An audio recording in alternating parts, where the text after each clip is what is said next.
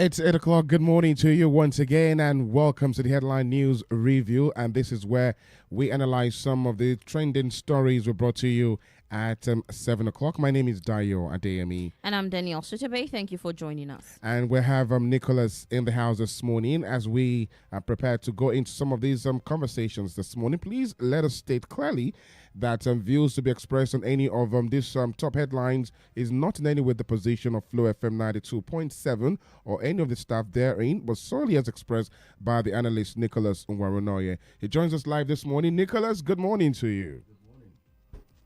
Again, let's register that. Good morning to you, Nicholas. Good morning. Your response was quite low this morning. Are you a Manchester City fan or something? Manchester City? No way. Okay. All right. But anyways, it's good that you joined us this morning. Thank you. Let's begin the conversation for this new week. Yeah, thank you. All right, let's pick up the story from this one that has to do with Jonathan. And it says for the 2027 presidential election, PDP did not invite Jonathan to join the presidential race. They're denying the fact that, there was any conversation of him joining the presidential race in 2027 to invite him, in any of those. What's your reaction to that? For them to say that, yeah. Well, first and foremost, it's a clarification from the PDP that such invitation was never made. And such, clarification is necessary because there was already a hulu-baloo, within the media space and, the PDP, population in the country, as to whether, don't forget that, in the run-off to 2023 too, APC primary, there was a lot of talk about bringing, the same person,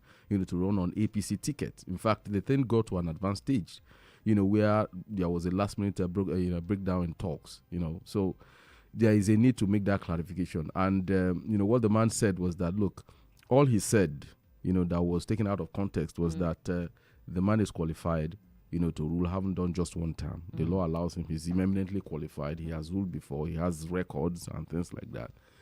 So it equally goes to show, too, that, the man is still very much in news, considering the fact that, over time, we now use his administration to benchmark what has been happening, benchmark other administration in the last 8 or going to 9 years now. So there is nothing really much to it. Okay, but is it possible that, maybe not 2027, but another election time where he would actually want to get in the presidential race again? Well, you see, the thing about Jonathan is that he's been a very, very modest-minded, modestly ambitious politician. He's not an overt, he's not an overt person in terms of, political calculation, in terms of ambition, raising his ambition. He's not that. That's not his kind of person. If you look at the trajectory of his, electoral, record, you see that at every point in time, he has always been lucky like his name. Good luck, Jonathan. Something just happens and it just throws him up, as a deputy governor to Alami Yesaya. His principal was impeached. Then he became governor. Then he won the election. Then at the time when everybody felt it was going to be one candidate or the other, there was a permutation that brought Yar'Adua, and Yar'Adua decided that this is the only person I'm willing to run with. And of course, fate intervened. He became the president. So that has always been his kind of person. So you see, there is, I don't really see him coming out. It's always, in fact, when you look at 2023 too, that was exactly what happened too. There was this huge vacuum, who can, take over from the South that the North would trust, everybody would trust. So, the calculation favored him again. So, until things broke down the last minute. So, I don't see him really throwing himself in the ring. You will always have circumstances where you feel, look, we need a safe candidate. So that is when you consider people like that is when the name of Jonathan start making waves everywhere. But for this conversation to come up or this rumor to be even heard, is there a relationship there? Is there still a relationship? Oh, there is really, because considering the permutations that you have on ground, going by the gentleman arrangement between the North and the South, by 2027. The South should have at least 1 4 years term. Yeah. And of course, there has been a lot of talk in the North that, not trusting a little disillusionment with APC, the Muslim ticket and things like that. Then, of course, they will look for a safe candidate in the South. You understand? If we're saying Atiku cannot run in PDP because he's a Northerner, so it will appear as if he's taking over the slot of the South. So, there must be a middle ground, somebody that you can throw up that can say, okay, it's just 4 years. He can't contest again after 4 years. So it will naturally gravitate back to the North. So, it's like a safe bet, really. When you look at the persona of Jonathan coming in to take the ticket, it's a safe bet for the North. So it is quite a viable, candidacy. If you ask me, it is quite viable. It is worth thinking about. So, but of course, this is politics. There is no 1 + 1 = 2 in politics. It's just permutation. So let's see how it goes from there. All right, stay with that. Staying with the permutations. If these speculations and these talks around town about Jonathan, of course, I read over the weekend again that he's been extended the ticket, and of course, come grab the ticket of the PDP on the platter. But again, does that mean that the PDP doesn't have for example, let's just say former Vice President Atiku Abubakar probably age on his own side. Does that state that if Jonathan eventually or does take it up, or even if it's not, but is this suggesting that the PDP doesn't have a lot of credible candidates to parade at the moment? Not at all. You see, I think rather it speaks to the kind of politics we like playing in Nigeria. You see, the political elite are very, very conservative people, very, very conservative. Whether on the APC side or the PDP side, they don't want unknown quantity. Something that you can't really predict. So they will always go for safe bets. So that is the thing. They've seen him. They've seen his temperament in power. And does that mean that Jonathan is the most, like from what you're saying, is the most popular, potential candidates safest. To actually get the safest and the most popular? No, in terms of popularity, I won't give it to him. All right. No, in terms of popularity, yeah, you could have an Atiku. Yes, Atiku has an immense following in the North, regardless of, how many years he's been out of power. And he's been very, very careful in cultivating those, loyalties. He's a very good politician. He knows how to cultivate loyalties. You hardly hear of anybody that has been an Atiku person going over to the other side. They are very rare. It's rare. Then, in fact, you even have a situation where he has a following in virtually all the party sympathizers in all the party. So it's just that the permutation there might be a problem with the permutation. Then, of course, you must equally consider the fact that Atiku kind of unsettles the military brass. You understand? The military brass within the PDP. He unsettles them. So that is one other thing we need to look at. So that is where you have a bit of a problem with an Atiku ticket. If it were to be that 2027 will be an all-North thing, understanding, then he's eminently qualified. He's going to be the number one candidate, whether you like it or not. So in fact, when you look at the last couple of primaries they've had, it's always Atiku emerging and the PDP. All right. Let me just take this a bit further. There was let's talk about the visits in Abeokuta. Okay. Just like we had the breakfast in Adamawa. Now we have another consultation in another visit paid to the former president Olusegun Obasanjo. That's we had Kwakwanso and will be visiting the former president. Again, is this sending a signal to the APC? If again going back to the previous conversation about a potential Goodluck Jonathan on the ticket of the PDP, should this be a threat to the APC at the moment? And of course, I'm going by the reaction from Bala saying that even if you pull all of them together, they cannot sit the president. Well, this is just my personal opinion, really. I think there are way too many indolent people in APC, to be sitting down, and every moment you see politicians sit together in the opposition camp and you jump and say one or two things and get the populists whipped up in a frenzy. It's indolence, especially given what is on ground right now. But having said that, I think they are threatened. They are sufficiently threatened. Because you are talking of a Kwankwaso. Kwankwaso is big as far as Kano politics is concerned. It's that same permutation that gave Buhari the ticket in 2015. They know he has a constant figure that he always pulls out of the hat at every electoral contest. So you have that. So every party will want to have that kind of votes. We want to have it. So you now have that kind of person talking to Obasanjo then with a Donald Duke, with the charisma of Donald Duke.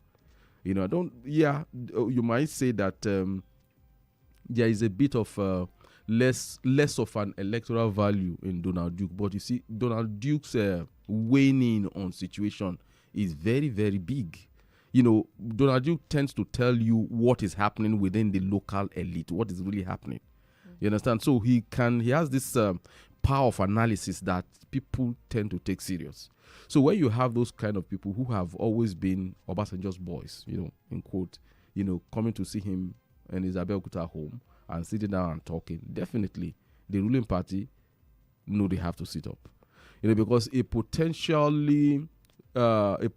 coalition of opposition, don't forget the breakfast in Adamawa, a potential coalition of all these people tells you that the military brass and the Atiku camp and every other opposition are willing to say, okay, let us put all our, whatever in one basket. That is potentially huge. Even if you are going to, you see, like I said, you can only rig where you are popular. So when all the opposition come and say, okay, we are bringing a candidate and they work towards it, of course, it's going to be very difficult for APC to answer. In fact, even if you decide to rig at the end of the day, it's going to be massive for you. It's going to be very Herculean. So that is my take about that. I think by and large, they should be threatened. But you see, all this jumping on the rostrum all the time, you see opposition movement, and saying one or two things. I think they should just calm down and do some work. So even with how threatened, quote unquote, they might be feeling, they still have some level of confidence, though. What is contributing to this, APC having level of confidence? Confidence that they have, in winning this upcoming 2027 presidential election? Well, you see, because they're the ruling party right now? Exactly. Because everywhere, incumbency is a big factor. It's a very big factor. Even in the US, incumbency is a big factor because humans naturally are conservative. They don't want to change anything. They said, okay, well, we've been there for like 4 years. Nothing has happened. Let's see. Let him just see his 4 years, and let's be patient. Then we can do another. So that is the normal human. Do you think that would fall through right now with the way Nigerians are feeling about this present? Nigeria has always been economy. Nigerians have always been feeling that way, but to what extent have we been able to effect change? We did that in 2015, but what were the factors that led to it? You see a massive coalition, and, a narrative that we've never seen before, happen to the incumbent. It was more or less like he was like an orphan. Nobody wants him anymore, and there was so much frenzy, little bit of logic in the way the political movement went at that time. So if we're able to replicate that, and you have a lot of course, we must equally not forget that there were extraneous, factors too, like the U.S. Barack Obama was very, very overt, in his desire for a change. Then, of course, the issue of the insurgency, Chibok girls, and all those things. So, and the poor narrative from the side of Goodluck Jonathan, helped to torpedo his administration. So, maybe something as momentous as that could repeat itself in 2027. But with the man that you have in power, the man understands opposition very well. He has always been an opposition man all his life. He has, massive network in the civil society and in the media. So that is not the kind of person you easily unseat, with the same old trick. He's seen the trick. He knows how it is played. I was just going to ask you the same old trick. But again, let's look at this. Now, do you think with all of these consultations going on, do you think it's going to birth a coalition with the PDP? It could. And if you look at some of these other parties that are around, some of these political parties right now, how big do you think they are? Don't you think they will become smaller fishes, with the PDP? Looking at the APC back then, you saw the ACN, the CPC, the NPP, ABGA coming together. Those were big. Those were parties with impact. Right now, we can only talk of the Labour Party and the PDP. Which other party do you want to call? Maybe the SDP. Now, don't you think? Do you think politicians at that time will want to collapse their structure for the PDP, or do you see that the PDP will swallow all of these other, parties that want to form a coalition with them? Well, you see, If it's going to be possible. If it's going to be possible, they might want to use the APC template. ACN was very big. Mm-hmm. You understand? But at some point they agreed to change the name. ANPP was equally quite big too. Yeah. Quite big and traditional, just like PDP was. Is. It's a traditional party. It was a legacy party. You understand? But they agreed to change the name, change the entire structure, the naming, for APC. So you could have that kind of a thing too. But you see, there is always a saying that the thunder does not strike in one place; it will strike, twice in one place. I tend to believe that in reality and both in politics too. That idea might appear jaded. You understand? Look at what happened in 2023 that gave birth to the Labour Party. Labour Party has been there. What simply happened was a galvanization that went into Labour Party and made it formidable. You understand? So who says that kind of a thing cannot happen? Don't forget, most of these guys we are talking about, we are former PDP men. And the culture of our politician is to change from one party to the other and still come back to PDP, come back to their legacy parties. So you could have that happening too. So nobody says, let us not get fixated, one-track minded with what happened in 2015. You could still have something like a Labour Party movement. You could still have people coming back home. You understand? They are always open. You see, it's a back and forth thing with our politics. It's not like you have in the US where you have the conservative. It's not like the South African thing, ANC, NC, and things like that. When you go and form a different party, you stay put. Mm-hmm. You see, in those places, their parties are ideologically based. You understand? But it's not the same. We only see it as a vehicle here. So that is what we should always look at when we talk of Nigerian politics. This is not to say that it is bad or it is wrong. No. It is just that this is what we are. This is what the law provides for, that the party is essentially a vehicle for gaining political power. If, say, for instance, the law provides for independent candidacy, for instance, you could have, there is no need to form any party, there is no need to form any coalition, just one individual, and people gravitate towards him, and and you could have him win. So that is my take on that. All right. Thank you very much. Before we move on to another story, please let's also state at this point that we're streaming this program live. You can watch on Facebook, you can watch on YouTube, and our handles. Yeah, you can watch on Facebook at FlowFMNG and on YouTube at FlowFM927. All you have to do is log on to the app and search for FlowFM927, and you can get in on the live action in the studio right now. Now, moving into another conversation this morning. I'll go and I'll get cake as governors get 2 trillion naira local government allocations. And now the Supreme Court ruled that granting full autonomy to Nigeria's 774 local government areas. And now the allocations were still paid into the state government accounts. What's your reaction to that? Despite the fact that the Supreme Court has ruled this. I am disappointed. I am disappointed, really, because I don't know what is really holding back the federal government from implementing the ruling of the Supreme Court, to the latter. Because yes, I understand that, the governors, as a bloc are principalities. Politically, they are formidable. Yes, but that was the governors' forum we used to know in those days. But with the advent of, Buhari started breaking them apart with the state judiciary, autonomy, local government, etc. So with a Tinubu, I expected them to be in full swing. Don't forget, Tinubu has come at them with two different from the tax law, for instance, which it appears from the look of things that he's going to have his way.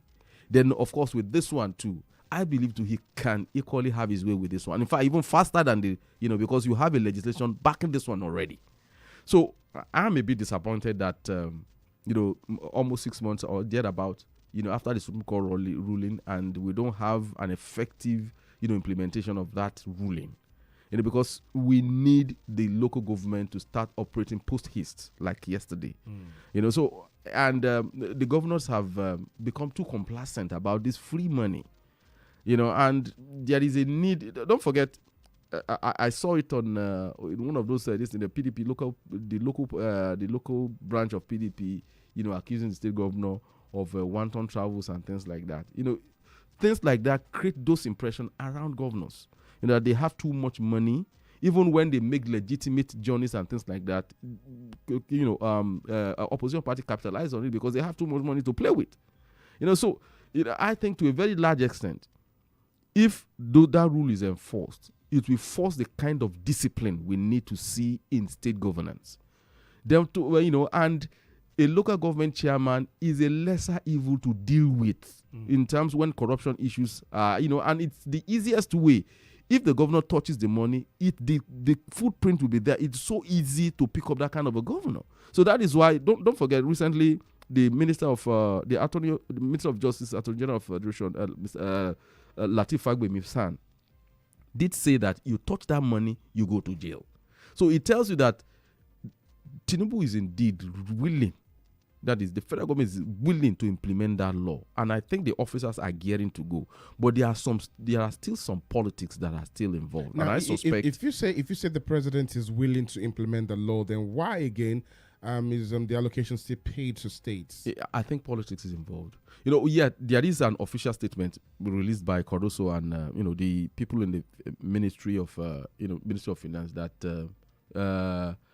there are issues that concerns payment of salary in the state that is going to suffer, then operational matters and things like that. Mm-hmm. So it's, in a way, it is confirming what we've been saying, that governors have been using the local government allocation to run the state. And that is why the local governments are in a decrepit situation, infrastructure-wise, in terms of economy, in terms of life. So it's another way of confirming it. So I think, like I have always maintained that most of the people we call governors are just lazy people. They don't think. These guys are not good at thinking very well. Thinking creatively to make money. And when you look at even the law, the new tax bill that is it's there. It favors them. I would have thought that at this time they would have started working, trying to see how they can create more revenue, coming into the state coffers so that they can do their, run their government. But it is still this local government, and except the federal government wields the big stick, things might just continue that way. It's still going to continue to be a ding-dong affair, where we have the ruling, you have the law, but nothing is done about it. Let's hope it actually changes and federal government is able to do something about it. But in the case where it's not, what are the potential long-term implications of this situation if it continues to happen this way? Yeah, long-term implementation. Implication. Yeah, it sets a bad precedence. So that is that a Supreme Court can rule, and the government, state government, and local government decide to flout it. That is what it simply means. So we can't allow that to happen. We can't allow that, because when you talk of the apex, the apex court giving an interpretation of a law, you understand? The expectation is that the executive body must execute it.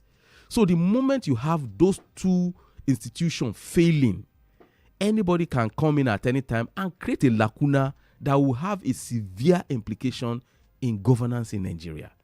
So we must not allow that to fail. That is if we intend to still have a country. All right, Nicholas, thank you very much. Let's just quickly, because of time, discuss a major concern to Nigerians at the moment. It's the Yuletide season, and poultry farmers in your state have expressed concern about the potential decline in chicken sale during the forthcoming Christmas season. Do you think it's the economy that is responsible for these, or maybe the purchasing power of the people? Both. The economy and the position, but the economy will affect the purchasing power. So obviously, yeah, definitely. So it's both of them. In fact, let me even give you from a personal example. My wife at home decided to start rearing chicken towards Christmas, because she envisaged the possibility of this humongous, huge, costs. And that is what most people are doing. Raising their chicken as far as broiler chicken and all these cockerel and the rest of them, 3 months back. That's what most homes are relying on right now. And this is quite sad, really, because this usually at this period, you see young people 6 months, even 4 months before, they're going to get young broilers to raise towards Christmas. And when you go to places like Challenge, you go to places like Post Office and all these places, Adeyemi, all those, junction, you see young people coming out to sell broiler. That is where they make a kill. But what we are seeing right now is that the purchasing power for most family is at a very low end. Do you know how much, the last time I priced a big broiler, you know how much they're selling it? 25,000 naira, 30, and it's going to get to 30,000 naira. One. So we are talking of where you have what's it called? Minimum wage at 70,000 naira that can't even buy rice. And one chicken is 30,000. And one chicken is 30,000 naira for a family of 5. And so these are some of the things that we are looking at. It's going to be tough. Well, is this just peculiar to Nigeria? Is it a local problem or global concern at this time? Don't forget, we have the issue of food sovereignty in Nigeria. So it is very, very peculiar here. So let's not. It's not a national thing, I'm sorry, it's not an international thing. All right, Nicholas, we need to just please hold your thought. Let's have this contribution. Hello, good morning. All right, please try and connect back if you can. You can join the conversation at any point. Please call us on 0807 777 9927. 0807 777 9927. We're still on that. Again, if you consider those who rear, the poultry, farmers and all, can we say it's as a result of the cost of production, cost of feed? I was reading some time ago that the cost of feed for the chicken is astronomical. Yeah, it is. It is. And, for all these, all these hybrid chickens and things like that, you need to feed them properly and medicate them properly if you are going to have the kind of yield you want. It's not like you have a local alternative. Even if you decide to have a local alternative and create your own breed. What is the difference between the broiler and the noiler? Because I'm seeing that there's a new breed where poultry farmers are rearing noilers. Is it more cost effective to rear than rearing the broilers? Well, broilers are cheaper. Okay. From what that is the little experience I have of poultry farm, I know it's cheaper and it's more popular. The noiler thing, I think, is a new kind of breed. It's a new breed. It's a new kind of breed, and it comes with a lot of challenges. Technicalities, complexity in medicating them and things like that. So, but in terms of yield, I've used that word. I'm using that in terms of, the size, the years of, that is the months that you have to, it is shorter. It is much more compact, so this is what I know, I'm not a poultry farmer, but, it tells you where agriculture, livestock rearing has gotten to, around the world, which Nigeria needs to latch on to very well. At some point we used to have a very massive poultry, So, but we sincerely hope, we'd like to pick up the conversation from here tomorrow, God willing. Oh, God willing. And, Nicholas has told us that his wife at home is rearing chicken, so we know where to come to to make a pickup. Don't worry, exactly. You are welcome. Thank you, Lord, for coming, Nicholas, this morning. And, of course, thank you. The views expressed on the program is not in any way the position of Flow FM 92.7, but solely expressed by Nicholas Nwarunoye, our analyst. Thank you for joining us this morning. I am Adedayo Adeyemi. And I'm Danielle Shitta-Bey. Thank you for sharing your wealth of knowledge this morning.